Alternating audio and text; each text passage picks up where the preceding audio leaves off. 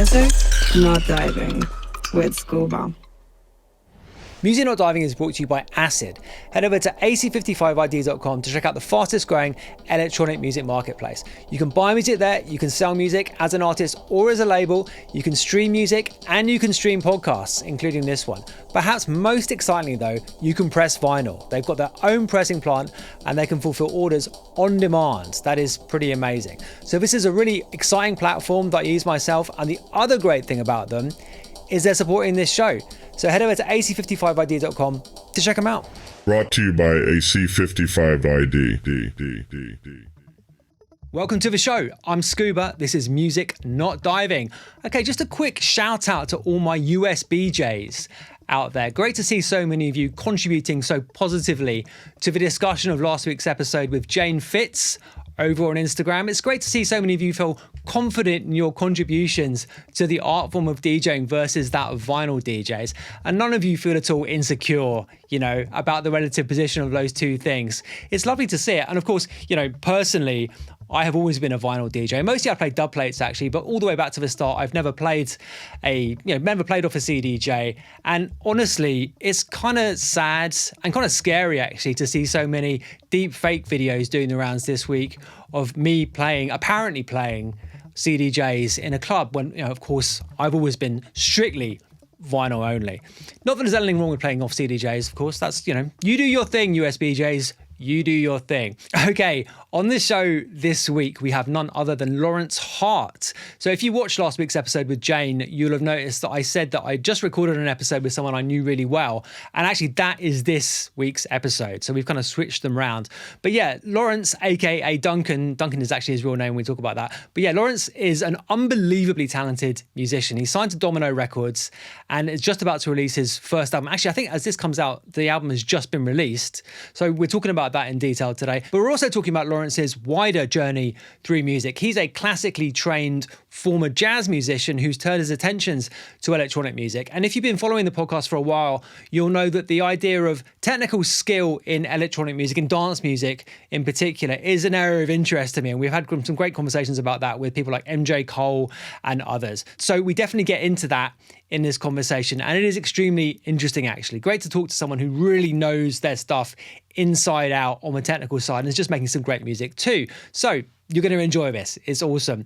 Just before we get started, a reminder that you can support the show on Patreon, patreon.com/ScubaOfficial. There are 2 tiers there, both very reasonably priced. The more expensive one gets you all of the music that we release on Hot Flash Recordings, so that's a good thing to do. Anyway, you can also bung us a one-off donation if you're that way inclined. ScubaOfficial.io/support. All the links are in the show notes. And there's also a Discord server that you can join, hotflashrecordings.com/Discord. We'd love to see you there. Come and talk about the show. Come and talk to me. Give me some suggestions, whatever's on your mind. We'd love to see you over there. Right, I think that's it. I'm pretty sure it is. So without further delay, let's head over to the studio and talk to Lawrence Hart.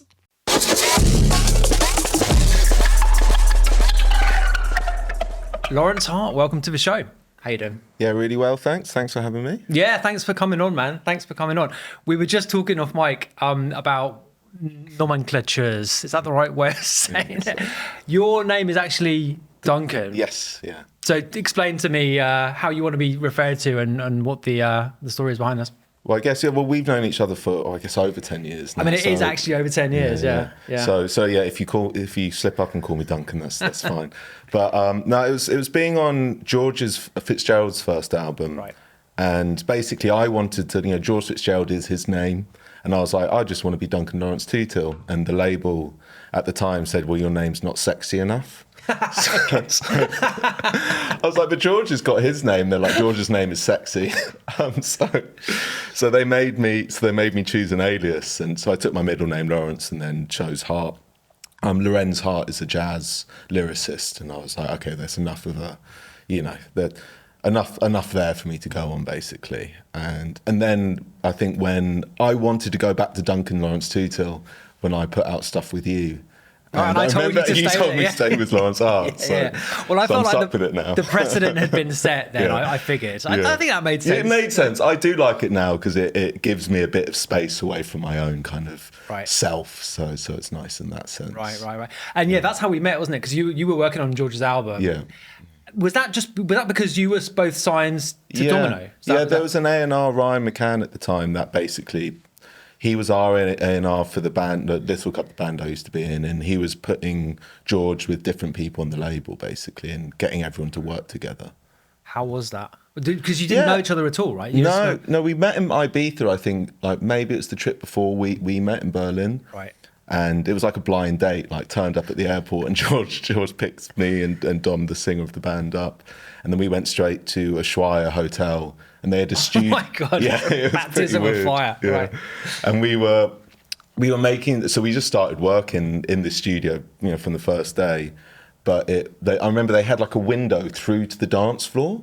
So it's completely soundproof, but you'd see people like clubbing as we were making like slow, emotional house. It was quite surreal. Right, emo house is how we slightly mockingly put it at the time. But, Yeah, I mean, because you guys, Little Cub, we're going to talk about Little Cub, but you were vaguely sort of electronic, sort of, but it was very much a indie pop band, right? Is that a fair way of describing Little Club? Yeah, I'd say so. It's like a bit Depeche Mode, like that kind of sort of synth pop type stuff, right? Yeah. So were the label doing quite a lot of that stuff with you? Were they trying to get you to work with different people? And I think at the time, George was the first, and then after the A&R got me to start doing production for different people on the label. So I didn't even think of myself as a producer at the time. Right. So I started to kind of think, well, maybe this is something I could do. Were you the keyboard player in Little Cub? And a bit of guitar, right? Okay, backing vocals. Okay, yeah.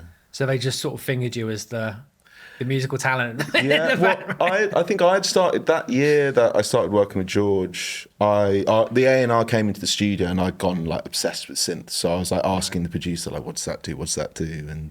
And he kind of came in and saw that and was like, well, maybe you could, work on this record for us at the time. Which actually the producer of Little Cub at the time had just worked on this other album, so we were working with this guy and he was saying, I think Domino are going to take this album away from me. And then I ended up being the one to produce it. There was one awkward time in the studio where the A&R dropped off the hard drive and he found out. And I was like, awkward. It was very awkward. But, yeah, right.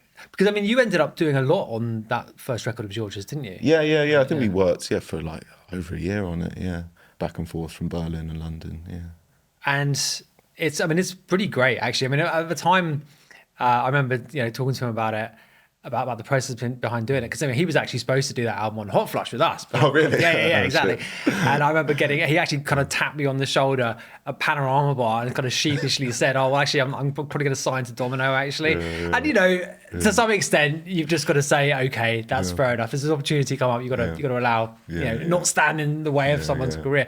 But then he was talking about the kind of album that he wanted to make, and it was very different to the stuff that he'd done up to that point, right? Because he'd basically been working in Ableton, making kind of pseudo garage tunes. But the record that you guys made was mostly a proper synth record, as opposed to as in not soft synths, actually real synth. So I mean, tell me about the experience of doing that with George. I mean, how much of it was new to you, the way you did that I record? think I think at that time I maybe was a bit more used to using analog synth. Like George was maybe a bit more in the box, but I'd never used MIDI before, so I'd always just been playing synths. And George was like, you can MIDI it up, and I was like, what?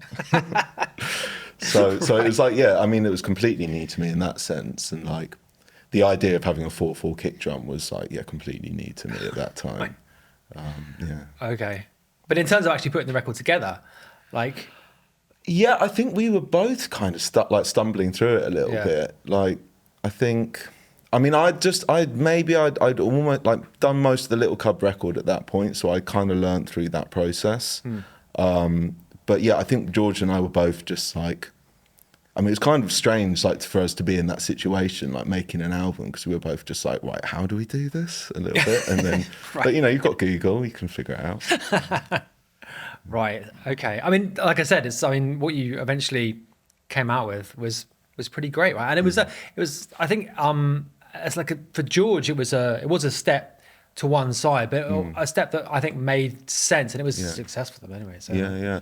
Well, I think because I was quite surprised at the time, like what I had not heard his old music, right? So I came. Did you not at all? No. So I came. Do you have any clue about who this person was? No, not at all. Some dude that Domino had said that you should probably work with this guy because we've just thrown a load of money out. And we just because we were right in the middle of making our first record, so we just took a week off to go to Ibiza, so I didn't even have time to like look him up.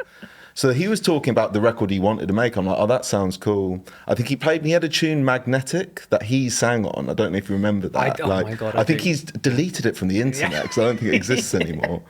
But so that's all I had heard. He played me that. I'm like, oh, this is cool. It's quite dark and like quite, that felt quite like Depeche Mode influence. I remember that tune. Yeah. He definitely, he sounded pretty good on that, great. if I recall correctly. I don't know why he's kind of backed away from it. He's never sung on a tune, has he? Since then, I don't think. No. Wow. I thought it was wicked. Yeah. But so that's all I'd heard. And then him talking about it, like his concept for the record, which felt like, very analog, very kind of dark, very British. Right. And then I started hearing like this other stuff, and I was like, this doesn't sound. Where's this coming from? Yeah. But now, totally. funnily enough, like I feel like my sound has moved more to where he was originally. Yes. We were working together yesterday, and we were talking about that. How we've kind of gone like this. A little bit. Yeah. Well, we are here ostensibly to talk about your new record, Coming Out of the Rain, which is out. I think as this episode will be airing, it will either be out or just about to come out. So this is good timing. But we're going to talk about that in the second half. Yeah. So let's just bide our time here for a sec. Yeah. I wanted to ask you about your journey to getting signed by Domino as Little Cub. Where are you from originally? I'm from Surrey. Right, okay. The mean streets of Surrey. Right, okay. Yeah, so I grew up there, started playing trumpet at 5, so then started playing piano, like started with the whole kind of classical thing. Did that and did orchestras for years. Got into jazz at some point. I got into kind of guitar music, started playing guitar and bass. So as a 5-up, this is presumably some parental kind of like prompting. Yeah, well so I think when I was 2, my mum always says apparently in the bath I used to like fill up, I had these little toys that you could fill up with water and blow on them, and I used to like put different amounts of water in to like get different notes. Wow. And they were like, okay. That's musical talent right there. Yeah, like there's something there. And then my grandfather played, what should I mention as well, because there's a big kind of tech side of the family as well. So my grandfather with 2 other guys, invented the first store program computer. Okay, so hang on a second. Say that again. Your grandfather, what was his name? Jeff Tootle. Okay. Yeah. Okay. So it's it's the first, they did in 1948, I think they invented it. So it's the first computer to have RAM, basically. Right. So it was like the blueprint for the modern computer. So he did that, and then after that made the first commercially sold computer, helped this company, Franti, design that. Okay. And then that was the first computer to play digital, or the first computer to play music, basically. Right. So, and then my dad was a computer programmer because of that. So like back when tech stuff happened in the UK, basically. Yeah, amazing. Yeah, and then Alan Turing came to Manchester after they had finished it to basically run his programs on it, and my granddad helped him corrected a lot of his work through just the fact that now there was a computer that existed that could deal calculations at that level. So was that at Manchester University? Yeah, did that? Yeah. And that would have been then the 1950, I think. Wow. Anyway, so before that he played trumpet, for fun as a hobby. Right. So I grew up. So my parents saw that I was kind of musically inclined. So my granddad came by one day with the trumpet, and I was just ducked to water. Right, because the trumpet's not the most obvious instrument to start on. No, right? no, I played trumpet as a I suppose I would have been 11, 12, 13, that sort of age, a bit older. But I had already played piano a fair bit. From a young age, and trumpet was a lot more fun, I think, because I think the kind of story of my involvement in music as a kid was being basically forced to do it by my mum, not really liking it very much, and then trying a succession of different instruments where I could try kind of gradually like a bit more, and then once I picked up a guitar, that was the one that made sense. I think basically because I could just jam around on it and kind of do what I wanted. But trumpet, I think any wind instrument, they're just a bit cooler, aren't they? Yeah, Something like the piano just seems a bit, so when you're a kid anyway. Obviously, it's a great instrument. It'd be amazing to be a great pianist now. But as a kid, you're just kind of like, it's quite difficult. And like, but the trumpet, for me anyway, was something, well, it's it loud. seemed pretty You can cool. just be, It's quite obnoxious. Yeah, 100%. Like, yeah. I think the brass players in orchestras are always like the obnoxious ones. Right. Tracks. Yeah. But yeah, so I did that and then started piano, I think the year after that. And then guitar, like when I got into like Nirvana, at that age you do, and all of that. And then I kind of fell out of love with trumpet and piano, and I wasn't enjoying the lessons. So my mum was like, I think I had a piano teacher who was like, he keeps improvising on the classical pieces. So she was like, you should get into jazz. Right. And at that point, I think I heard So What by Miles Davis, and I was like, okay, that's it. I'm going to be a jazz trumpet player. So I pursued that for a few years. Like I moved to New York when I was 17. Did you? Yeah. I didn't know that. This? No, I didn't Yeah. know that at all. Yeah, so I moved to New York. What year was that? I don't know how 2006. Okay, right. I like dropped out of school a year early because I didn't need A levels to get into American uni. I just needed GCSEs, and then I went and studied at SUNY Purchase. Did 2 years there of jazz trumpet, and then kind of I was like, I don't want to practice like 8 hours a day every day. Yeah, you kind of have to do that. To be the best, like you've got to. So and then I started playing this indie band as Tall as Lions, who still in New York. Yeah, in New York. They basically heard me in a practice room and were like, you should come and play with us. And then that first gig I did with them was in front of like 1,000 people. I was like, this is much better than playing to like the old couple and like other jazz students. Oh, right. Wow. Okay, so just tell me about turning up in New York. Had you been to New York before you moved? I went when I was 15, I said to my parents, like they were going on holiday, and I think my jazz trumpet teacher had started saying to me, you should go to New York, like England's too small of a pond, like New York's where it's happening. Right. So I'd started to say to them, I think I want to move out there for uni. So I organised a bunch of auditions when I was 15, not aware of the fact that I could have gone a year early, but I was like, I want to see how I'm faring. Like if I can get in this year, I'll definitely get in next year. And then, so you were good. Yeah. I've been playing trumpet since I was 5, like obsessively, like and piano. I think, I did years of practice every day for like my whole life. And I think once I went to uni, like I discovered drinking and other things. So it's like unfortunately, that level it does of discipline. happen. You go to uni to study, and other things rear their heads. You were. Would you describe yourself as a virtuoso? Would you go that far? Or I think in terms of like harmony and certain things like that, I wasn't like I was good at the trumpet, but I wasn't like. My abilities were like, in knowledge and lines and improvisation, and I could play really well, but I wasn't like, there would have been better trumpet players my age, classic, like really serious classical trumpet players, where I was like, I think in terms of like my knowledge on harmony and stuff like that, I would have been like when I got to uni, my harmony teacher was like, don't bother coming to class, you won't learn anything. But he gave me private lessons for free, which was really nice. But, okay, well, let me ask you then a question which I asked a lot of people who are classically trained. I mean, just jumping forward for a moment. Do you think that having a high level of music theory knowledge is useful when making dance music? Yeah, I do now. Okay. It wasn't for years, right? Okay. I think when I first started working with George, I was like, how does he just like see the bigger picture? Like, and there's a certain amount of like, I don't want to say ignorance, but like ignorance is the right word.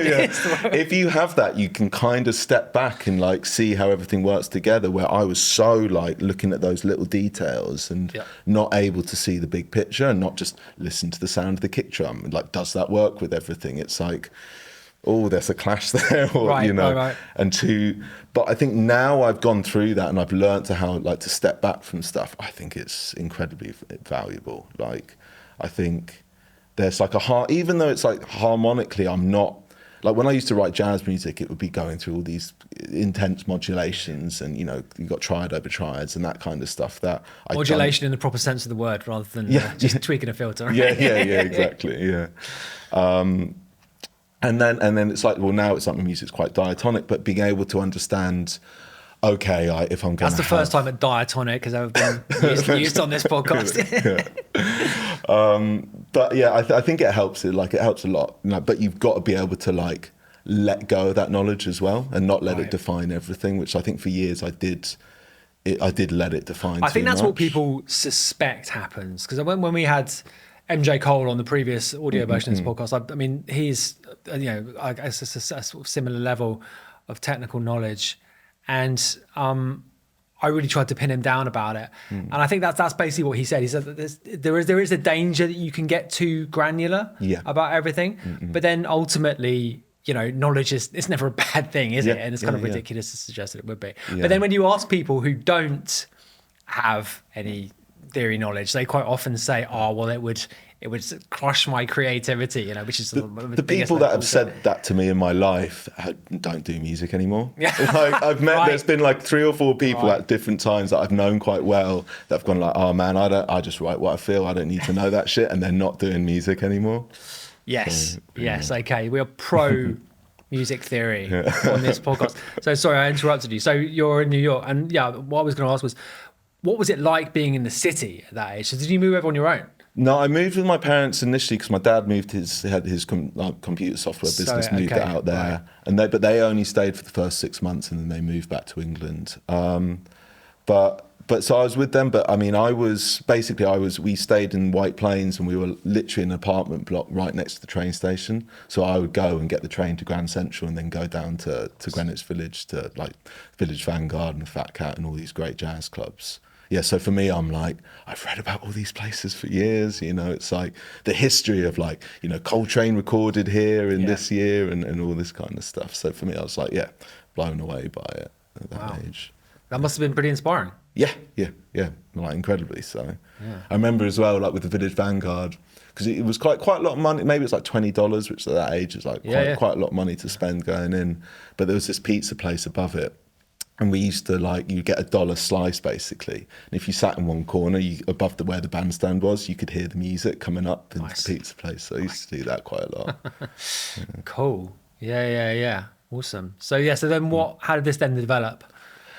So then I think, so I kind of did the jazz thing for a bit, got not bored, but I was like, I don't want to be practicing this many hours every day. Yeah. So then started doing the indie thing. Just let me ask you about that. Like, what was the pathway supposed to be? Like, if you had been willing to do the practice, what would it have been? Where would you have gone? Like basically someone like, I don't know, Brad Meldau or Pat Metheny or one of these kind of bigger jazz artists that does modern jazz, but also will do, tours around theatres and that kind of thing, but working my way. So I was like, I want to be like a name jazz musician doing original music, like modern jazz, but with a little like bent to something that could be commercially viable, basically. And I had this whole like idea in place.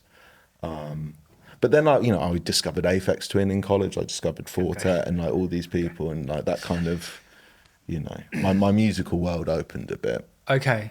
And what did that just have an effect on what you aspired to be musically? Well, it had an effect on the music. I was in loads of different bands as well. So I'm not just doing jazz. I'm playing in rock bands. I'm playing in weird. My roommate was into like Zappa and like Brian Eno and had a modular rig and made noise music. So I was like exposed to all this kind of stuff and was like making lots of different stuff. So I think that was the first time I was like, well, maybe this isn't just the one path for me. Right. Like, and also being like, I'm interested in all these different types of music. Like I want to move around. I want to make different types of, different types. So the jazz of thing just required you to commit in a way that you weren't really willing to. Okay. No, totally. And then doing the indie rock thing, I was like, people actually turn up to shows. This is like satisfying. Girls even. Yeah. I think that was it. I think after the first show, like a girl came up to me, and I think that was the first time that had ever happened. Never doing any jazz practice ever again. Yeah. And then I taught. So I left uni. I was like, I'm not learning anything. Like a jazz trumpet degree is only useful if I want to be a college professor, which I don't. Right. So I dropped out and started touring around with this band, and did that for a few years, and then the band ended. What kind of thing was that? Like pretty cheesy, emo, like not completely emo adjacent, I'd say, like also like quite Coldplay as well. Okay. But what were you playing? Trumpet and keys. Okay. Yeah, and kind of like Bert Sampler, and like I was starting to experiment with that stuff as well. But it was an amazing education. Like the lead singer actually now, he's a producer, and he did all the Olivia Rodrigo records and the Chapel Roan record. Like, what's his name? Dan Nigro. Okay. So it was like I learned so much from him about like directness, how to make like a direct melody. Right. Yeah. And did that. The band ended, and then everyone but the singer, we started like a psyche improv jazz rock band. Okay. And actually toured around America because we had because we had like built up all these relationships, and because the band was like, it wasn't like a big band, but like we got in the top 100 Billboard tracks. It was like big enough that we had like. Who were you signed to then? I can't remember. Like I was just a live member, so I was on the records. Like I play on the records, but I wasn't like official band member. Yeah. Okay. So we basically played all these festivals and like toured around for, I don't know, it must have been a year doing this like improvised. Were you on the bus? We were in a van. That band was Even in a van.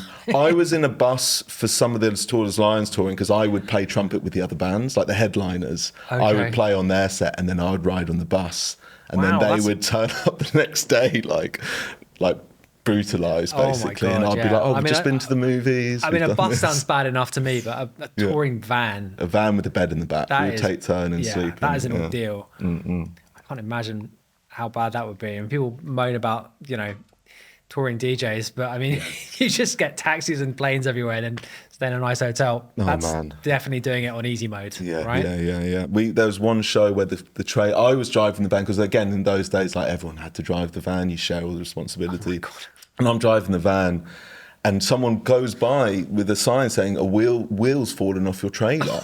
Because it's one of the things, we have two wheels like that, and I felt something, but it was still going. So we stopped. The band was so broke that the tour manager went like a mile down the road to get the remnants of the wheel, because he was like, we can't afford a new tyre. And then we all crammed as much equipment we could into the van, left the trailer with the tour manager, and we drove to Chicago. And I was like, just like this over an amp for about 3 hours. But nice. Yeah, I'm glad I did that. Like at that age, and that is a young man's game, isn't it? Absolutely. What's next on the so I did that story? I did that for another year. I then moved. I was living in Brooklyn at the time. I moved to Queens. I was like, I want to start my own band. I'm sick of like. Yeah, that's gonna be my question. Like, what was your the kind of trajectory of your ambition here? So you were like, okay, we've got to. Yeah. When I had my own band in college, where I had like a jazz thing, but this was my first kind of like indie rock thing. So I pursued that. I moved into Queens with a bunch of guys, and we made a studio in the basement, and I just lost interest quite quickly. I feel really bad now because I like motivated them all to move there, and like, we're going to do this band. And I think a couple months in, I was like, I don't think this is just right. Because of the chemistry between the people, just like the kind of stuff that was coming out. Yeah, I think I was just at that age where you think the next idea is going to be it, and I'm just moving from thing to thing. So how old are you in this? I'm maybe early 20s? 19, 20 at this point, I think. Yeah, I would have been 20. So I started losing interest, but I started at that point as well making music with my friends back home, which became Little Cub basically. So Dropbox had just become a thing, so we were sending Ableton sessions back and forth on Dropbox, and we're not sending them back and forth, but going in and like opening it, editing it, and I loved that at that point, because I'd like wake up and be like, has anyone done any work on the session? And so I was getting into that. And then I think we got an offer for publishing with Domino. Right. So I was like, I'll move back to England then. So how did that happen? Were you sending out demos and stuff? Like, what was the? Yeah, the bass player in the band, AD, he was doing a load of session work, and he was sessioning for Eugene McGuinness at the time, and just chatted to the owner of Domino on a video shoot one day. Right. And was like, I'm in this other band, we'll send a demo. And so he sent a demo across, and he loved it basically. So I was like, this seems like a better option. I feel like I'm a bit in a dead end here in Queens. Like, I'm not really sure what's next. Wasn't really doing the touring as much, and had to kind of make a decision quickly of like what I was going to do. I used to teach piano as well when I left uni. I was like, do I stay and get back into teaching, or do I like move to England and kind of pursue this new band. Right. Which is what you did. Which is what I did, yeah. Right. And then met George quickly after that. So hang on a sec. Yeah. So you said you got signed to Domino for publishing. Did you also then? Oh yeah, and then we signed the record deal the next year. I think we signed publishing in 12, and we signed the record deal in 2013. Okay. They do that to see, like, generally they want to have you for publishing and albums, but they'll sign more things to publishing and then see how it develops. And they liked how it developed, so they're like, cool, we'll give you the record deal. And what was your, presumably you were optimistic about this project, extremely optimistic. Yeah, so yeah. Did you guys think that you were, so what was, actually before I asked that, like what was the lineup of Little Cub? Like what was the, how many people, what were you doing? At first it was 4 of us. We'd all gone to jazz school. Wow. Yeah. Well, Band of musos. Yeah. So it's like AD, our bass player, went to Royal Academy to study classical bass, but was also a jazz bassist. Jesus, you must have been insufferable. Yeah. But it was like a load of jazz kids like trying to figure out how to make indie music, and it's like they just seem to play one note over and over again. Like very much on the outside looking in, trying to figure it out. Like looking back now, it feels a little bit inauthentic because we knew so much, but jazz wasn't cool at that point. Like it became cool like a few years after. Right. So it was like, had it been a few years later, we would have just been like a jazz group, and it would have been fun. Yeah, exactly. Yeah. It's all good. You don't have to pretend. You don't have to pretend not to be knowledgeable. Like it's fine. So drums, So drums, bass, vocals, and then me on synth and good bit guitar. Okay. But with electronics. And I mean, we were just making stuff in Ableton, and then we had to kind of figure out how to play it live after that. Right, that was going to be my question. Yeah. So you're writing collaboratively, like just passing stuff around. Yeah. And then you come out with these tracks, and then what did you have to like kind of deconstruct them to get them into a state where you could play them? Yeah, live? well, we just kept on every few months. We would completely change how we did it. So I think at first we had like a MIDI guitar pedal, like that was controlling Ableton, and it was like I had an iPad at one point, like controlling stuff. It was like trying to figure out how to do it. And I was never quite satisfied, so it was every few weeks I'd be like, guys, this is how we're doing it now. And I think when we actually came to playing our first shows, it was a couple analog synths, a couple MIDI controllers, and then live guitar, live bass, and just a ton of gear, which I just don't know how we had the energy to cart it all around. Yeah, right. That's the thing. Because I mean, it's so easy just to throw pieces of kit at something and you think you need everything. Well, the first few gigs I bought a Juno 60. I mean, that's just crazy. Unnecessary. Yeah, absolutely. I had a 101 that used to go out a semitone out of tune regularly. Right. Also, annoying. So were you just described yourself there as sort of being the leader? Were you the leader? Are you the kind of person are you the kind of person that takes over musical projects? I used, for those years, I had a reputation for destroying bands, because I'd come in, kind of like get everyone really excited, and then be like, actually, I don't want to do this anymore. Then everyone would be change everything, bend everything to your will, and then be like, leave. So Dom, the singer, was like the main songwriter, and then we'd all write it together. And there were some songs that I would write, but he was the kind of the driving force, the songwriting, and then I was the driving force of like the sound, making it all happen, kind of really keeping the band going, basically. Right. We did that for years. A week before our first single came out, the drummer quit. I remember you telling me that at the time, actually. Yeah. And we were Why did he quit? I think he had a kid, and I think he was just like, I can't really. But he just part-time musicians, eh? Yeah, I think he was like, I've got to do it now. I mean, he should have done it before being in the music videos and everything. But but I think he was like, I've got. It obviously been on his mind, and then he thought, I've got to do it now. And then so he left, and then we just kind of used session drummers for the life of the band. Let me ask you about making the record though.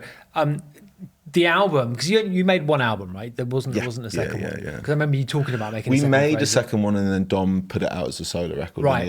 Okay. But making that first one, did you do it in that way you've described? So just passing things between. Yeah. Okay. We were doing it remotely, and then we all lived together in New Cross. Would have been 2012, and then we were just all like working in Dom's bedroom, and just Right. doing it all there. But then I think in 2013 we went into a studio with Luke Smith and did a month with him, and I learned a lot. And he's an amazing producer, but it was like it's almost like we needed to be taught how to make a record, but we didn't want anyone else making it. Right? Like we were like, no, not your ideas. So we kind of spent essentially like a month, a very expensive month, learning how to produce from him, took it away, and then finished it ourselves. Right. At that point. Right. Okay. But it was great though, because we like learned, and at that time, that's when I started working on George's record. And it's like, I had this month, because I never went to uni for production or anything. Like I just taught myself. So I was like, now I've, had a sense, like some sense of an education, like being in the studio with a great producer for this time. Yeah. I mean, this is quite a long time ago, actually. Yeah. And as mentioned, the first Lawrence Hart album is coming out now. So can you just fill in that gap a little bit? Like, I mean, I know you've done a whole bunch of production stuff, and you've been obviously been releasing singles, but yeah, tell me about how do you get from one place to another? Well, in terms of the Lawrence Hart stuff. Yeah, well, I mean, just going from, because I mean, Little Cub, it sort of petered out, didn't it? Right? Yeah. Well, I think my music taste changed. I remember going to that first Ibiza trip to visit George. I remember just being like, oh, this does look quite fun and like sounds fun. So I just... Yeah, so it's people in the audience and the girls again, basically. No, but it's also like, it was more just like the physically like hearing that music, because it's like I'd been in like tiny little venues around London for a while, and it's like, I think being in that environment where everything's that loud and that direct. Yeah. And again, I've been listening to Aphex Twin for years, so I got that electronic bug, but I think that started like the move to like dance rather than electronic music, dance music. Right. Yeah. And I was trying to make Little Cub more and more electronic, and I think Dom wanted it more acoustic, and it was just like going in two different directions at that point. I mean, this is such a common thing that happens with bands, though, isn't it? I mean, and it's honestly, it's unlikely you're all going to grow together. Yeah, right? exactly. Yeah. It's, I mean, and it's not a surprise that almost all bands fail because of that, right? Because it is so difficult. People's tastes change, and the way you want to work change, and also people's lives change. And the reality is there just isn't that much money in it at the start at all. Yeah. It basically zero money in it at the start. So yeah, exactly. So as you mentioned, the second Little Cub record didn't come out as Little Cub. So by that point, did you have a real sense that you wanted to make dance music? You wanted to be a dance music act? Because we talked about, when we started working together, and we put a couple things out on Hot Flush, and you were all saying, like, what should I do with the name? Yeah. Like this was obviously gradually crystallizing in your mind, right? Yeah, I think when the first Little Cub album came out, it didn't, because for years I've been like, I'm just going to be in a band. That's going to be my career trajectory. And I've been like, I've been good mates with the Foles guys for years. So I'm like, that's what I kind of thought we would get to. Maybe not that level, but like some smaller version of that. But then I started to realise, I think the first album came out, I was like, I don't think it's going to happen the way I thought. So I started to think I need to hedge my bets. So I think that year, me and Nick, Casually Here, spent a few months like working on music, and I was like, okay, if I can build up this, like the DJ, I'd seen George, and I was like, okay, there's a viable career in that maybe, you know. And through all this time I was making my money off producing and writing for other people, and enjoyed that, but I was starting to get worried that I'm just going to be one of those people in the dark room that never gets to play music live, that is just writing for other people. So I was like, I need to make some electronic music myself, and I've been like the guy doing the Little Cub remixes for a while. So I'd put out my solo electronic music, because I'd be like basically replacing everything in the remixes, because it was like an outlet for me to get my own ideas out there without anyone else meddling. And then so Nick and I made all that music that we put out with Hot Flush. Yeah, of course, it's great. And then I think after that I was like, I just was like, well, maybe, and I think that did better than Little Cub. Basically, I think that first track, Wanderlust, did great. That's a great tune. Absolutely, we're really connected. And I was like, oh shit, like that's done better than anything Little Cub's done. Like, let me this is definitely a viable thing. I still was thinking that I was going to do both. And I think maybe in 2018 or 2019 is when I realised it's impossible. I've got to focus on one. I can't drive both. projects. It's such an easy trap to fall into, thinking that you can split yourself like that. But actually, if something's going to be good, then it really has to be concentrated on, isn't it? Let me ask you a question about foals, and actually about the production of bands, like quote unquote proper bands that have a sort of proper lineup, have declined, I think, in importance, generally speaking. Well, maybe not importance, but they've just lost ground, I think, relatively in the industry. And I was actually listening to Last Dinner Party the other day, who are fucking terrible, by the way. But I've seen them about, but haven't really. I mean, it's genuinely awful. It's like posh private school girls making soft rock. Terrible. But what it got me thinking about is that Foals records sound unbelievably futuristic. The sound of them, it really they sound like dance records almost, but they're not, right? But it's very much the sound of a band. And I had this theory that when proper bands are produced in a way that can't be replicated live, does that damage them? I mean, obviously Foals are extremely successful, so this is a kind of this is a massive hypothesis, but just overall, does having the sound of a record not tally up with the live sound of a band? Does that damage the whole thing, do you think? Because I mean, the reason I brought up Last Dinner Party is actually because their records are quite simply produced. They actually just sound like a not very good band playing. But So sorry to any Last Dinner Party fans, but they're fucking awful. What do you think about that? I mean, I think so. I remember Yanis saying to me once that he was frustrated that they'll go play festivals and then Skrillex would play after, and it's like the sound of a fully produced mixed record, especially something like Skrillex, where it's made to kind of rattle in every corner and whatever.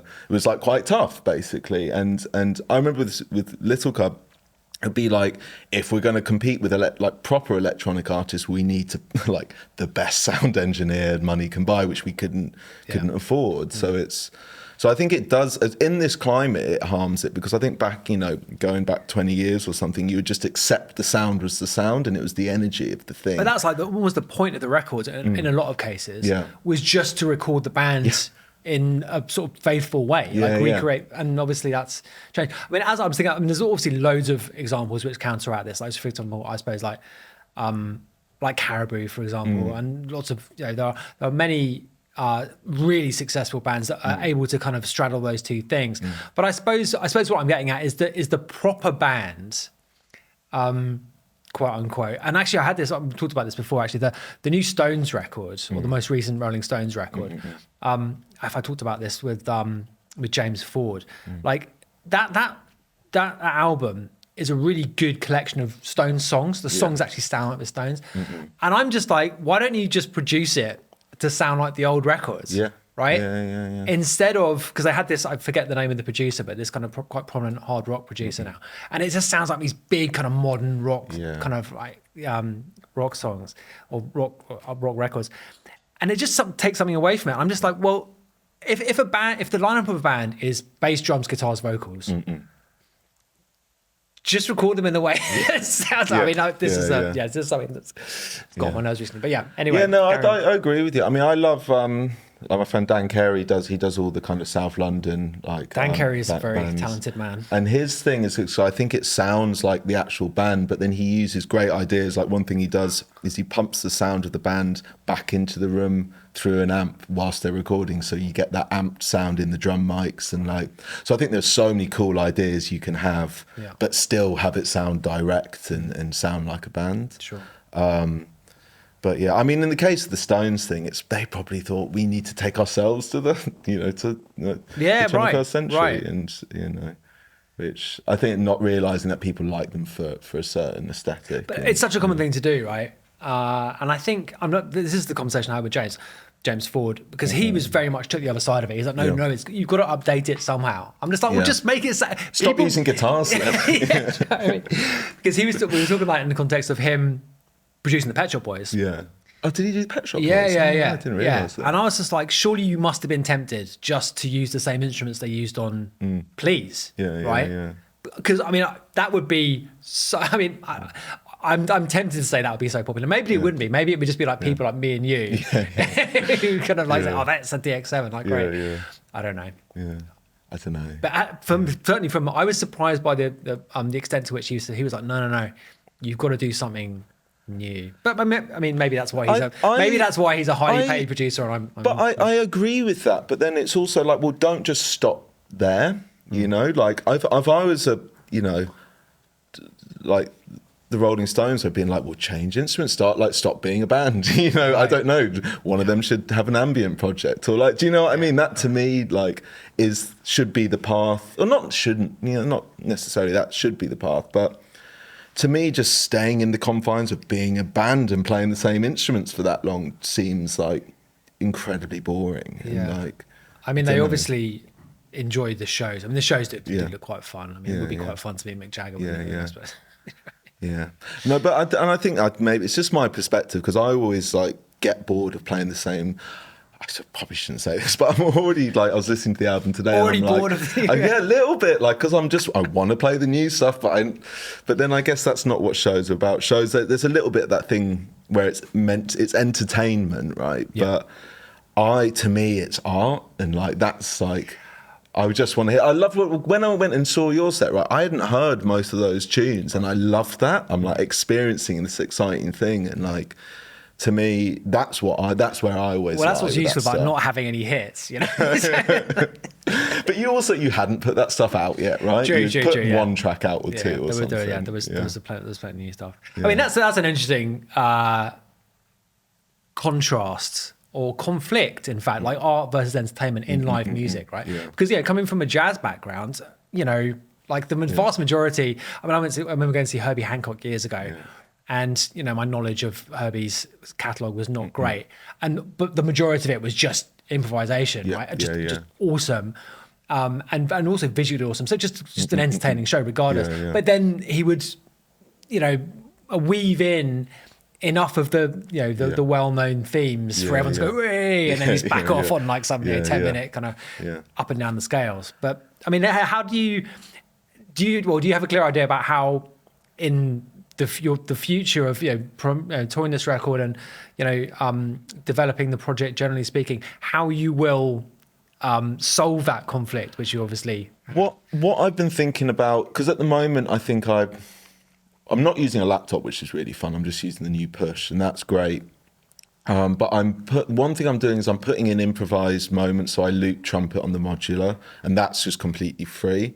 And what I haven't quite figured out yet that I want to do for my next show is how to go from any track in the set, completely freely. So I can go, actually, you know what? I think people will take some more new material tonight, so be able to kind of divert it into that way, which should be, I should be able to figure out generally how to do it pretty easy. But that's my want, but also have it, because I think the other thing is I don't want any gaps. I want it to feel like a DJ set, so I don't want it to stop really at any point. I want it to be completely continuous. Speak once at the end, and that be it. But so I think that will help, but it's still, I would love to be able to I would love basically a load of synths around me, a load of drum machines, a load of sequencers, and just be like, you'll get what I create. Like that would be my ultimate thing. 3 hours later, and the auditorium's completely empty. But I understand that's not how live music works, and like I have my own studio for that, and I can shut myself off and not disturb anyone with that kind of thing. But one day, I would love that. I would love people just to have a load of equipment, see what kind of happens, have enough little motifs in there, right? Like a sampler with some of the vocal samples on it. You can kind of tease it, but not fully perform the track. But I think I need a few years of just playing the material. Sure. So sorry, I mean, I interrupted you with that Folds question. So we were talking about how you got to, I suppose, the process of making this record. So you were talking about the stuff with Casually Here. I think that's where we got to. So what? So we did that. I think I had, after I made it all, we sent it to a few labels, and I kind of we didn't hear anything back right away. So I just went back into making what was, we thought was going to be the second Little Cub album. And I was like, cool, I've done that. Just now refocus on the band. And then I think you got in touch maybe 6 months after. And like, I think that, I don't know if you listened to it straight away or whether you just got to the email after that point. I can't remember that. I don't know either. Yeah, but I remember being like, but maybe this is an option again, So it was like very much like back and forth, which is how I was back then. It was like whatever was in front of me at that time was the most exciting thing, you know. And so then we put that out. That did well, and then I think I had to like learn how to like write music myself. Right. Which I know, because I'd written lots, but I'd never put out music by myself. Like I'd done it in bands, the stuff with Nick, I bounced off him with that stuff.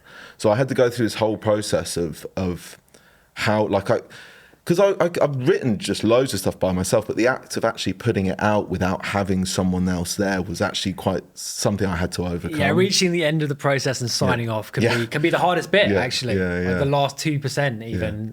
I remember you saying about even the mixes with Nick. Oh yeah, because you were obsessing about the tiniest things. It's like, you're like, it sounds great. It's honestly fine.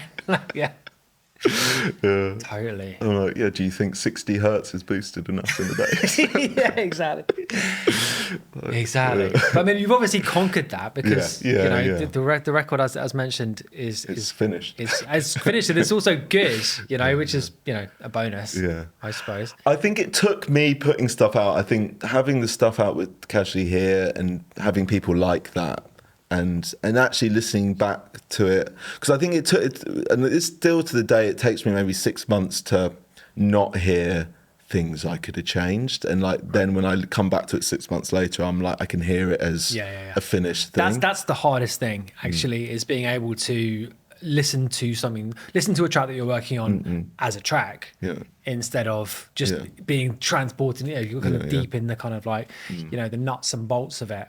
And a few weeks or preferably a few months away from something. And suddenly it's like, wow, this is good. Or occasionally, oh no, this is actually not very good. Made some bad decisions there. Right.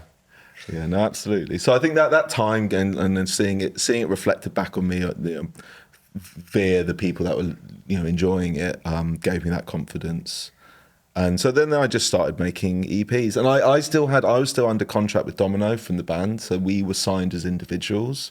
So I knew, I was like, at some point I'm gonna have to do an album. But I was sending them music, and they were like, "Yeah, you're doing great. Keep going with with releasing EPs on other labels." And I was like, okay. So I think after I'd done a few, I was just getting frustrated because I was just feeling like EPs are almost just as hard as making an album, which I think they can be, right? Because you have to have 3 singles on an EP.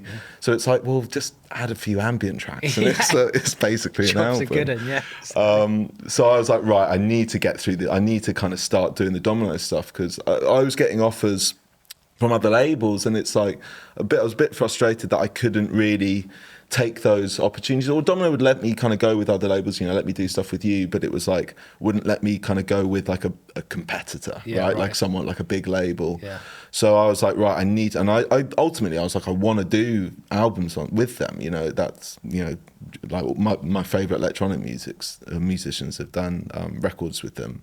So I was like, right, I'm going to make an album that they can't say no to. Okay, really, it was like that. I was like, I'm going to work harder than I have before. I'm going to make it really accessible, and the melodies are going to come in like quickly enough. I was going to say, because it's like, that's definitely how it is. When was that? When did you make that decision? October 2022. Oh wow! Yeah. So it's taken a while. Yeah. Well, no, it didn't take long to write. Basically, I had a year of sample clearance. Oh really? Yeah. Is that what it was? Sony, the bastards. Wow. One sample in particular? 3 or 4, all singles. Right. So it's like we had vocals. To wait. Yeah. Right. Yeah. And then I had to pay a lot. I had to pay all of my record budget on clearing them. Really? Yeah. Oof. Yeah. Okay, can you explain to our viewers and our listeners exactly how the sample clearance process works? Because I know this is something which is talked about quite a lot by people not in the industry and people who aren't doing it. But like, just describe that process. Well, it's just that you send them an email and you wait. That's basically it. And then, well, as far as I was aware, it's that they have. But you say on that email, I've made this tune. Yeah. We want to release it. Yeah. You own the copyright to this one bit of it. Yeah. Please, can we do it? Yeah. So we have that, and then you've got the two sides. So you've got the publishing, and then you've got the master, the master rights. I think we heard back from some of the master rights quite soon, but they didn't mean anything until we had the publishing. So both sides have to agree. Yeah. Or you can just have the publishing agree, and you can get it re-sung, which I did have that for one track, and then I couldn't get the re-sing right. It was like the emotion is in the sample, right? And re-sings are rarely good. Yeah, let's face it. Yeah. Now you can just use AI. Oh, No, you can't. That's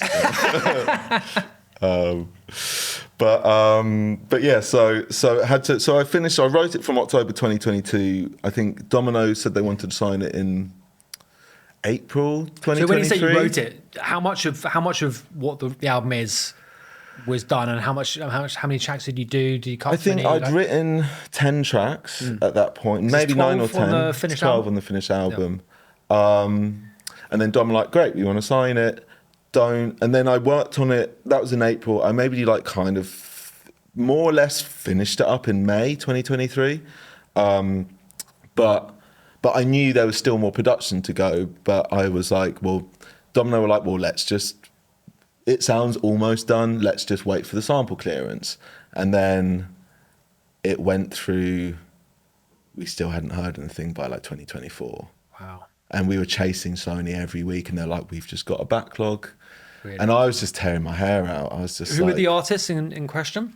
It was so one of the big ones was this, I think they're called Elements of Life, but they're an R&B out group that had one covers album in 1999. Really obscure. I was going on Discogs and going most popular and then going all the way to the end. Right. And that's how I found this. But I didn't know it was a covers album at first. So I thought it was originals. I thought this would be easy. But then not realising they're covering Gary Barlow and Anita Baker and these massive artists. Right. But doing these kind of Boys to Men-esque covers. Right. Okay. So that was one. And another one was Coco, which is she released an album in 1999. It's kind of forgotten about. They're all quite obscure. C-O-K-O. Oh, okay, right. Had an album called Hot Cocoa. Right. It's her debut. Nice.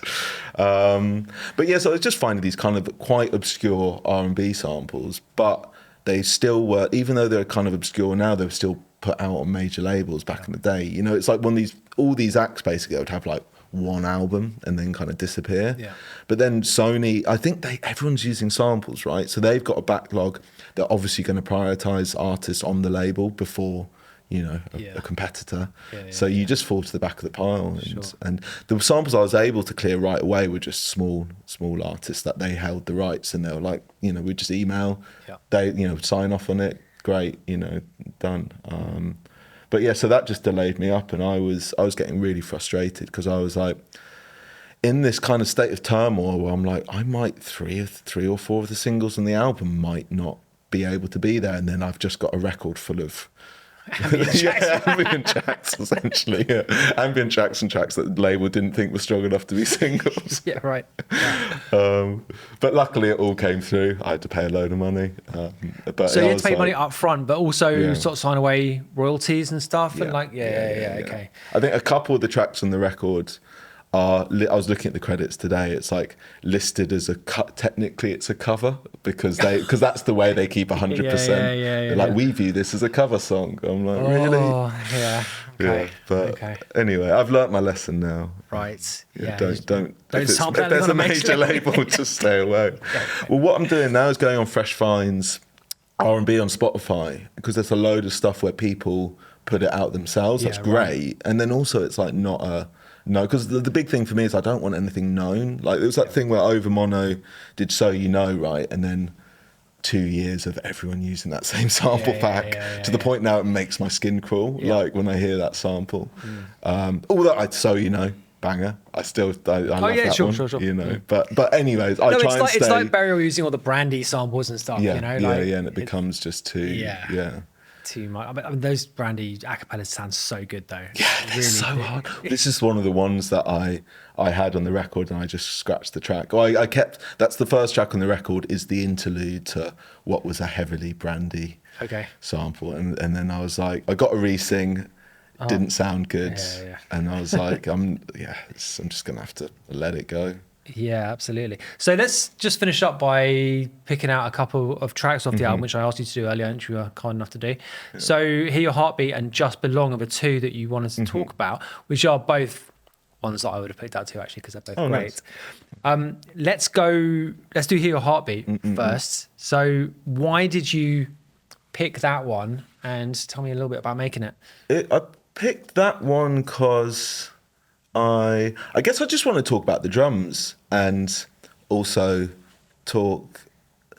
Basically, I had the original demo and I just had the drums from Archangel Burial in there. Basically, okay. So right. So basically, I had a question written down about the album, about the influence of Burial, right? And the influence of Burial, I think on sort of new school garage influenced stuff that comes out now, and the extent to which, is it Burial or is it garage, and to what extent are those two things interchangeable? So from your perspective, for me it's Burial. Like I discovered, like when Untrue came out, I think I was 17 or 18, and like I was 18, and I like fell in love with that record at the time, and that was like one of my first early influences. Right, so you didn't have the context really in your head of. I had garage when I was like 14, like but pop, like garage on the radio. Like I love like Oxide and Neutrino and So Solid Crew and that kind of stuff. But I wasn't like an electronic music fan. So for me, like my influence into it is just that Burial record, and like I just listened to it constantly for years. Sure. And then I kind of didn't listen to it for years, and then I kind of felt, as the garage thing started coming back, I started listening to that record again, and my music started to kind of move. I think the stuff I put out with you, like Fortet, was very much his early records on Domino was very much the influence. And then I started just, like all of my kind of the Lawrence Hart thing has just been digging into the music I listened to when I was like 17, 18, basically. And so the Burial thing came back. But yeah, so with that track, I had written it, I had the vocal sample, like it was all there. But it was an electro thing, a straight beat. And I was like, I'm not sure if this is working. I was like, and I sometimes do this, I'll just drop in some drums from another track to quickly hear how it would sound. Because it's like, I don't want to like spend 2 hours really kind of making a good sounding two-step beat and then go, it's not right. I'm like, so I chucked those drums on and I was like, it sounds amazing. Right. And my A&R was like, I honestly can't listen to this because all I hear is Archangel. So I was like, so I put a day aside and I was like, I'm going to spend a day not making Archangel beat, but kind of making it, just like in that sense, like I was so attached to the feeling of it, but I also didn't want it to sound too similar. I also know that he sampled LB Buckenberry for that beat. So I was like, is that where it's from? That's where it's from. Yeah. Oh, that whole record, my mate knows him, and he was like, that whole record is just him reinterpreting the Buckenberry beat. So I was like able to listen to that, and I didn't use any of Archangel, I didn't use any of that, but I was able to cleared that sample. No, no, most of the Burial stuff's not cleared. No, I know. I mean, even the new one, he's got Shanice that isn't cleared, and I'm just like, how does he get away with it? I mean, but anyway, I shouldn't say that. Sorry. Wow. I mean. Maybe it's online. It's on Who Sampled. Yeah, right, exactly. Everyone knows. That website, I've heard people complaining about because I love it. The majors go through it and like. But do they though? Apparently so. Well, but I say that in the sense of that there's so many on there where you go, because I log into PRS and I check what's been registered. Right. And there's so much stuff that is on Who Sampled. There's stuff with tens and tens of millions of streams that is not. That is not clear. So I don't know. It's a weird one. It's it's an endlessly kind of tricky thing because some people put stuff out, get away with it, others don't, so it's like. Yeah, I mean, being on Domino, they've obviously got a very kind of risk averse outlook to it. So that's why I've just been like fully, you know, fully legit with it on this record. Sure, yeah. And I miss it because I definitely haven't been in the past. Totally. So yeah, I mean, LB, we've been trying to get him on the show for ages actually, and he wants to come and then he doesn't know, then he goes missing. So Lewis, if you're watching, come on, mate, let's do this. But yeah, so I was able to kind of basically break it down, and then I just spent ages on Splice and like finding different samples and like putting it together. I went for a million different walks and recorded myself on my phone. Really? Okay. And like, you know, and so, but anyway, I just wanted to talk about that just because I wanted to be open of the fact of like, sometimes I'm like, I've got a sound in my head that comes from somewhere else, and then I want to like pay homage to it, but also make it, so I'm there like listening to Beryl's original going, have I done my thing with it enough yet? Like, have I strayed too far from what my kind of thing is? Because if you listen to the track, obviously there's a lot of Burial influence, but it's not me trying to make a Burial track, you know? Yeah, I mean, there's nothing wrong with being influenced by something at all. You know, and like you say, as long as you know, reach a different place at the end of it, you know, then it's totally fine. Absolutely. And I get it. So it's like, for me, I just want to be kind of upfront about that, because I think it's like, that to me is my whole process, right? Like, it's like taking something and putting it in a new context and go, does this have enough of a new context to be valid, basically? And that, to me, that track I really enjoyed, because it was like, it felt so nostalgic digging back into that record, but also feeling like coming to the end and going like, yeah, I feel like this is doing something that sounds very me, and it's got all that influence in there and all those early records I listened to. And yeah, and other times I'm like, I don't think about that stuff at all. I'm just writing what's coming out of me. But I guess I just want to kind of talk about that and be a bit upfront, because I think sometimes people think they need to be like on the cutting edge constantly and never looking back. And it's like, you know, I don't think that's the case. Totally. So the other one is Just Belong. I was listening to this on the way this morning as I sat on the bus listening to Just Belong. And as you said, this is an example of one which comes straight in. It's like literally bam. And the intro section is so good. I've got to say, it's like, it's one of the sickest things I've heard, man. It's genuinely awesome. But the reason why, the point I wanted to make about it is there's a ton of sections in this. It's like there's songwriting involved in this, not in the sense of a kind of ABAC like first chorus verse.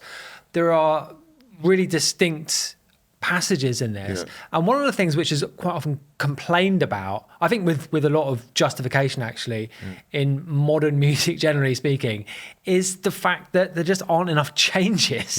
You know, just the fact that almost all, there was actually there's a graph that I posted I put on my Instagram stories recently about the number of key changes, proper modulations in singles which make the Billboard Top 100, and it's just gone down and down and down and down. And probably most of the ones in the 90s were the kind of boy band, you know, just go up a tone in the last chorus. And to get off the stools, exactly. That counts as a modulation. But like, you know, I love that. I've been going back through your load of Boys to Men, and honestly, it gets me. I know it's coming. Gets me every time. Yeah, incredible stuff. But they didn't even do that anymore. I know. I think there's a bit of. I think, well, everything's in like microcosms, isn't it? So there is like some pop music being made that is quite theatrical, but it's, you know, maybe it's just not hitting the mainstream at the moment. But yeah, I don't know. Have we just learned how to make the most direct music now? And it's almost become a science, and it's like, I don't know. Yeah.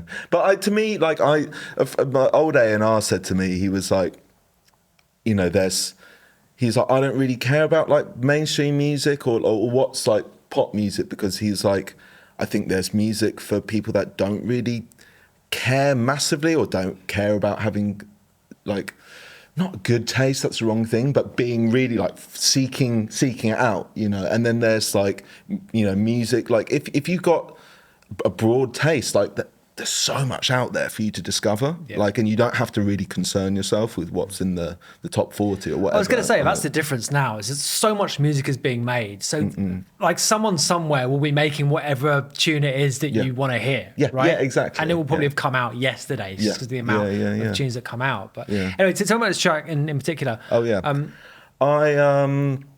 I think with this one, the intro as that's kind of used to say about the intro, that it used to just start with the middle section, like the bass line kind of drifting down. And I think at a certain point, the label were like, this could be a single. And I was like, I don't think, it's not grabbing me. Like that's not grabbing me as the start. I was like, I want it to be melodic at the start. So I spent like 4 hours on the 101, like doing little twiddles, and that's what that main arp is. And then I spent another 2 hours comping that. I was like, and this is always my way of like, if I want to really grab someone's attention, it's like, I'm going to spend 6 hours doing this. Like that's, do you know what I mean? Like, with the synth thing, it's like, I'll come up with a way of doing it, and then I'll spend so long editing it that it will sound great by the end, you know, and then just try and not lose the perspective as I'm doing it, because sometimes that could definitely happen. Then like 6 hours go by and I just delete the project. Has happened. But yeah, so I did that, and then like, I don't know, like I really wanted to just every section to kind of be dramatic, and I think I've always struggled writing a track that just has one riff in it, or just doesn't. Like a lot of, I wish I could make dance music that's as simple, you know, but I can't, like, it's not my skill. My skill is write a load of sections and stitch them all together. But that's because I came up through jazz and classical music, where it's like classical music is a load of different sections, you know, it's always changing. So that I know how to do that. What I don't know how to do is write a really simple track that doesn't change. But I think you've done, generally speaking on the record, I think you've done a decent job of kind of recoreconciling those two things. Because it is pretty poppy, right? And it is pretty direct, I think. And, you know, it really works in that kind of paradigm, but, you know, while staying true, I suppose, to how your brain is telling you to make stuff, right? No, absolutely. I think there's quite a lot of acceptance in that, right? In years, I tried to write simple dance tunes and like going, why can't I make like stuff that I'm hearing in the club, you know? And now, and there's still part of me that is aspiring to that. Like the new stuff I'm writing at the moment is a bit more stripped back and it is a bit more simple in terms of form, but I'm also trying to now not deny the things that I'm just good at. I'm like, well, why am I trying to make music like that person when they've got their skill? Like I've got mine, like embrace that, you know? So, which I think there is a lot of, like, the album is a theme of acceptance, basically, and is a theme of me kind of accepting who I am, accepting where I am, and like being okay with that. You know? Yeah, well, I mean, congratulations, man. It's a really great piece of work. No, thanks so much. Absolutely. So last thing, I'm going to put you on the spot here. I mean, you've mentioned the 101, and I know, I mean, you mentioned like learning how to use or learning about the existence of MIDI fairly late on. What are pick out three pieces of kit that you used on the record which are super important? So the main one will be the Moog one, which is the main kind of synth, I think, on most of them. I've just got this basic patch that I start there off will be with. a graphic popping up now of the Moog one, by the way. I thought you were going to say a warning to be like, turn off if you're not a nerd. There is a picture of the Moog one there. But basically you can set 2 layers and then pan them hard left and right. So it means you can have this stereo sound that's made stereo, not by delay, not by modulation, not by chorus, you know, but by the fact that you've got you've got 8 filters, 8 VCAs on this side, you know, the same on the other side. And it's just unparalleled. So that's what I like. It just gives having your synths that wide not by modulation. Because sometimes if you do it by modulation, it just makes it feel like not direct. It makes it feel muddy. You've got all these kind of crossing over things in the middle, and it like starts to lose that clarity. So that for me is like, the fact that it can do that means like it's at the heart of pretty much everything I do now, and it's just absolute monster.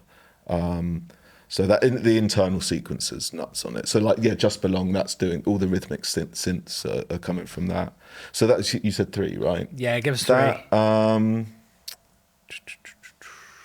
Instrio R-bar, like it's a granular modular sampler. It's got a condenser mic on the front, basically. So I have that plugged into the microcosm, and it basically means I can make any sound in the studio, and I can record 12 seconds of audio and get it to spit out granules left and right, basically. So again, it's really stereo, but it means I can walk over to the piano, play a chord, record it in the room. Because as soon as I have to plug a mic in, I don't want to do it anymore. Like I want to be like the quickest as possible. Like I've got racks of synths that I can't get to while sitting down that I never use because of that reason. Like I'll use when I'm like, I have the idea to use that specific synth, but I don't go and play with them because I'm like, oh, it's quicker. I can just get a plug-in up, and that's quicker. So I love that bit of kit for that, the immediacy of it. And also, what do you say it's called? Instrio R-bar. Okay. Yeah, I got it because George had it, and I bought a modular just to use that. So I had this like empty modular rig for years with just this one thing in, and everyone on Instagram would always be like, looks pretty empty. but obviously Instagram is the main point of having a modular rig. Exactly, yeah. But well, actually now I've filled it up, but only stuff I use live. So I still for in the studio I mainly just use that one thing. But I leave the door open in the summer. You'll hear birds, and then I'll get bird song on the sound I'm sampling. Nice. It's like it's great. And then I guess the third one would be the Polyvox, the formative Polyvox, which is a duophonic Russian synth. That it just sounds like it's like the Soviets trying to make a Moog a Moog mini Moog, But they did like it's really harsh, and it's like it will hit you in the face. But that's a lot of the percussion is I've sampled off that. Okay, using that percussion. Yeah, and then also all the like whoop kind of sounds, or all the squelchy, weird like modular-esque sounds are just me fucking about with that, and it's a bit fucked, so it sounds like more chaotic. Nice. But yeah, those are the three. Cool. Well, Lawrence Hart, thanks for coming on the show, man. Oh, thanks very much for having me.